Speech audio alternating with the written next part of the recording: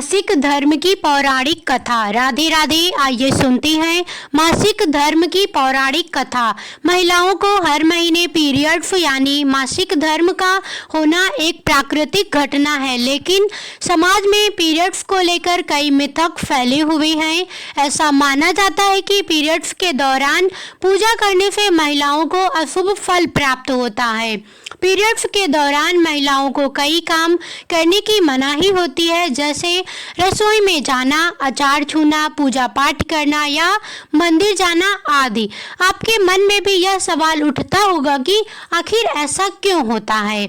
आइए जानते हैं कि इसके पीछे क्या कारण है। ये है धार्मिक कारण। हिंदू धर्म में ऐसी मान्यता है कि पीरियड्स के दौरान महिला द्वारा तुलसी में जल डालने से तुलसी का पौधा सूख जाता है, क्योंकि इस समय महिलाओं के शरीर में ऊर्जा का संचार अधिक होता है।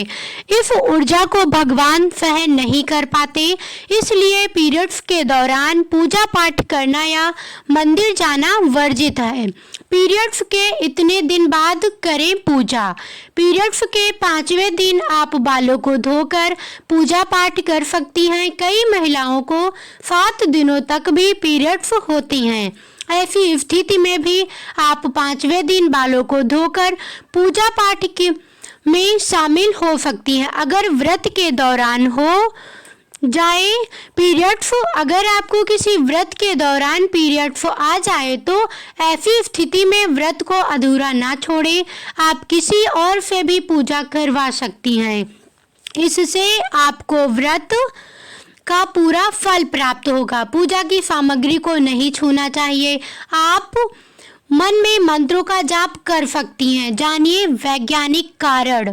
प्राचीन काल में मंत्र उच्चारण और अनुष्ठान के बिना पूजा नहीं अधूरी मानी जाती थी। इसमें बहुत समय लगता था। पीरियड्स के दौरान महिलाओं को इतनी देर बैठकर पूजा पाठ व अनुष्ठान करने में समस्याओं का सामना ना करना पड़े, इसके लिए उन्हें इन 5 दिनों तक पूजा पाठ से दूर रखा जाता था। हमारे प्राचीन भारतीय पुराणों में भी मासिक धर्म का उल्लेख मिलता है। उन्हें मासिक धर्म क्यों होता है, इस पर एक पौराणिक कथा भी मौजूद है जो इंद्रदेव से संबंधित है। भागवत पुराण में वर्णित एक कथा के अनुसार एक बार बृहस्पति, जो देवताओं के गुरु थे, वे इंद्रदेव से काफी नाराज हो गए। इसके चलते असुरों ने देवलोक पर आक्रमण कर दिया और इंद्र को अपनी गद्दी छोड़कर भागना पड़ा। भागवत पुराण के अनुसार तो इसलिए होता है। महिलाओं को मासिक धर्म में स्त्री को पाप का हिस्सा देने के फलस्वरूप उन्हें हर महीने मासिक धर्म होता है। इंद्र ने कहा कि महिलाएं पुरुषों से कई गुना ज्यादा काम का आनंद उठाएंगी। असुरों से खुद को बचाते हुए वे सृष्टि के रचनाकार भगवान ब्रह्मा के पास पहुँचे और उनसे मदद मांगने लगे।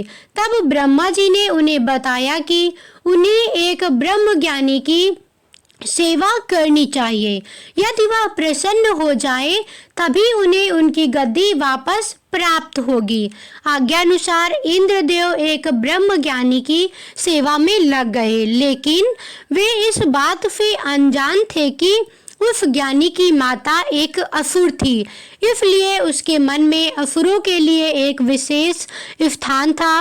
इंद्रदेव द्वारा अर्पित की गई सारी हवन की सामग्री जो देवताओं को चढ़ाई जाती है, वह ज्ञानी उसे असुरों को चढ़ा रहा था। इससे उनकी सारी सेवा भंग हो रही थी। जब इंद्रदेव को सब पता लगा तो वे बेहद क्रोधित हो गए और उन्होंने उस ब्रह्म ज्ञानी की हत्या कर डाली। एक गुरु की हत्या करना घोर पाप था, जिस कारण उन पर ब्रह्म हत्या का पाप आ गया।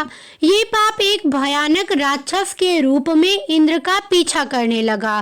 किसी तरह इंद्र ने खुद को एक फूल के अंदर छुपाया और 1 लाख साल तक भगवान विष्णु की तपस्या की। तपस्या से प्रसन्न होकर भगवान विष्णु ने इंद्रदेव को बचा तो लिया, लेकिन उनके ऊपर लगे पाप की मुक्ति के लिए एक सुझाव दिया। इसके लिए इंद्र को पेड़, जल, भूमि और स्त्री को अपने पाप का थोड़ा थोड़ा अंश देना था। इंद्र के आग्रह पर सब राजी तो हो गए, लेकिन उन्होंने बदले में इंद्रदेव से उन्हें एक वरदान देने को कहा। सबसे पहले पेड़ ने उस पाप का 1/4 हिस्सा ले लिया, जिसके बदले में इंद्र ने उसे एक वरदान दिया। वरदान के अनुसार पेड़ चाहे तो स्वयं ही अपने आप को जीवित कर सकता है। इसके बाद जल को पाप का हिस्सा देने पर इंद्रदेव ने उसे अन्य वस्तुओं को पवित्र करने की शक्ति प्रदान की। यही कारण है कि हिंदू धर्म में आज भी जल को पवित्र मानते हुए पूजा पाठ में इस्तेमाल किया जाता है।